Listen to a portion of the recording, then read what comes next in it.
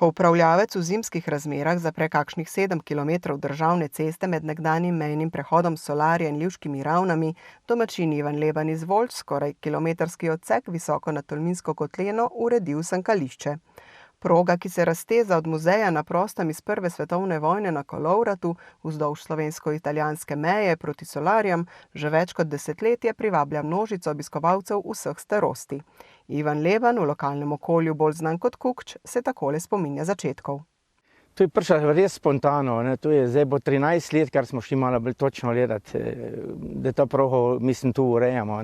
Snega ni bilo več v doline, In moja generacija je zrasla po zimu snehu, in potem smo začeli gledati, da je tu dosti snega, tu na Kolovrat, z Volč gore vidiš lepo Kolovrat, in potem tudi taka dejavnost imamo, da se tudi po zimu ukvarjamo s pluženjem.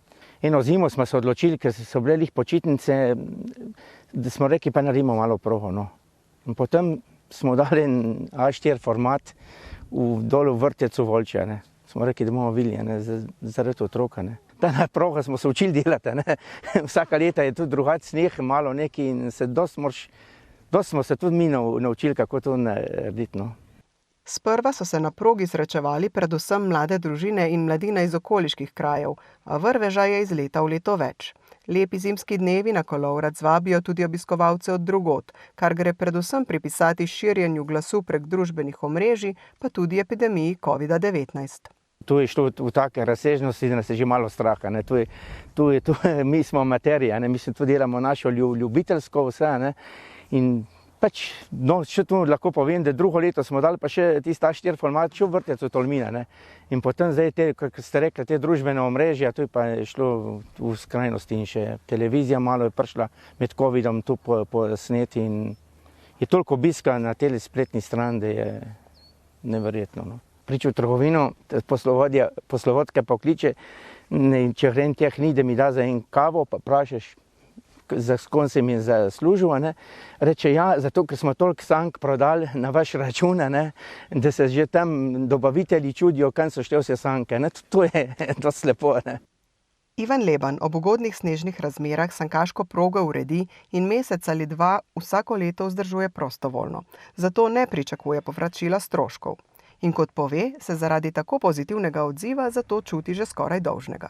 Naša firma dela to na svoj konto, niti nikoli nismo pomislili, da bi komu izstavljali računa, koga vprašali. Mi smo začeli, kot sem rekel že, kot ljubiteljsko zaradi otrok, da imajo tu sankališče 15 minut s Tolmina na 1110 metrov in mi smo zaenkrat presrečni, mislim, da je ško, je pa res malo res že malo težje skrbi, a boš naredil do časa, a boš. S svojimi zimskimi aktivnostmi Ivan Leban vsekakor dokazuje, da zanj reklo ne čakaj na maj še kako velja. In s tem se strinja tudi sam. Ja, tako je. Kaj pa sicer počnete v spomladanskih mesecih, ko snega ni? Najraje hodim tu po Kolovratu v prostem času, ja. Ker Kolovrat je neka taka zgodba ratala. Gledaš na eno stran morje, na drugi Triglav, to je res, mislim, mi smo tu dosti vezani na ta Kolovrat. Ta cesta nam je dala neverjetne možnosti vsem. Mater je hitra ti, ej. Ja. Oj, skrčil na je, hej.